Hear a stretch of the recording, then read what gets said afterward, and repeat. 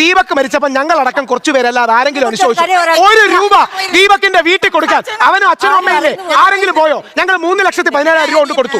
ആരെങ്കിലും ദീപകിന്റെ വീട്ടിൽ പോയോ? ഏതെങ്കിലും രാഷ്ട്രീയക്കാർ പോയോ? ഏതെങ്കിലും ഫെമിനിസ്റ്റുകൾ പോയോ? പോകാൻ ആരുമില്ല, പറയാൻ ആരുമില്ല.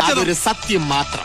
ഞാൻ പോയിരുന്നു. അന്ന് ഞാൻ പോയ അന്ന് കുറെ സമയം ഞാൻ അവരെ ഞാൻ കരഞ്ഞു. അവര് മാഡത്തിനോട് നന്ദി പറഞ്ഞോട്ടെ. 1, മാഡം പോയത് വലിയ കാര്യമാണ്. 2, ജുഡീഷ്യറിയെ നമുക്ക് വിശ്വസിക്കാം. വേറെ ആരെയും വിശ്വസിക്കാം? 100% ഞാൻ യോജിക്കുന്നു.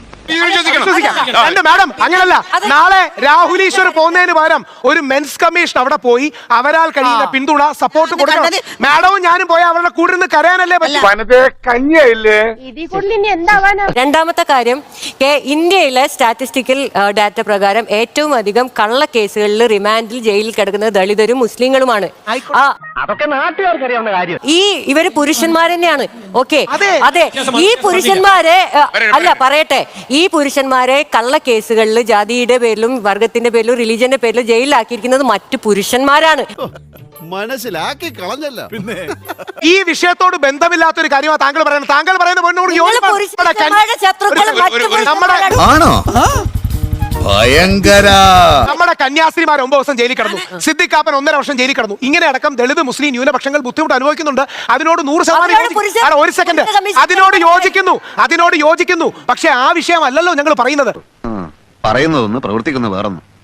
പലപ്പോഴും അത് വേണ്ടെന്ന് ആര് പറയുന്നു? അത് യോജിപ്പാണ്. അത് വേണ്ടെന്ന് ആര് പറയുന്നു? അതിനോടൊക്കെ യോജിപ്പാണ്. അത് വേണ്ടെന്ന് ആര് പറയുന്നു? പൊതുവാൾജി എനിക്കിനെ ചോര കളകണ്ടോ? നിങ്ങൾ മരണമാസല്ല, കൊല്ലമാസം.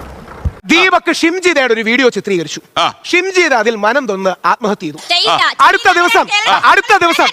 ദിവസം ദീപക് അങ്ങനെ വീഡിയോ ചിത്രീകരിച്ച് ഷിംജിത ആത്മഹത്യ ചെയ്താൽ നമ്മുടെ മുഖ്യമന്ത്രിയും മന്ത്രിമാരും അടക്കം എല്ലാ പാർട്ടിക്കാരും അവിടെ ക്യൂ നിൽക്കുമായിരുന്നു ഷിംജിതയുടെ വീട്ടിൽ കാണാൻ. ദീപകിന്റെ പേരിൽ വെറുതെ ഒരു ഫേസ്ബുക്ക് അനുശോചനമെങ്കിലും എഴുതിയോ? ഇല്ല. ഇത് ഇവരുടെ ഉള്ളിലും അറിയാം. പക്ഷേ പുരുഷ കമ്മീഷനെ എതിർത്താലേ ഞങ്ങൾക്ക് ഫെമിനിസ്റ്റ് പട്ടം കിട്ടൂ, പുരോഗമന ലിബറൽ പട്ടം കിട്ടൂ എന്ന് പറഞ്ഞ് മനുഷ്യത്വമില്ലാതാണ്. മനുഷ്യനാവണം ആദ്യം, എന്നിട്ടുണ്ടാക്ക് നിലയും വിലയും. അതൊന്നും സൂത്രത്തിൽ ഉണ്ടാക്കല്ല വേണ്ടത്, സ്വയം ഉണ്ടാവട്ടെ. അതാ ഞങ്ങൾ അങ്ങ് ഇറങ്ങട്ടെ. ആയിക്കോട്ടെ, സന്തോഷായി.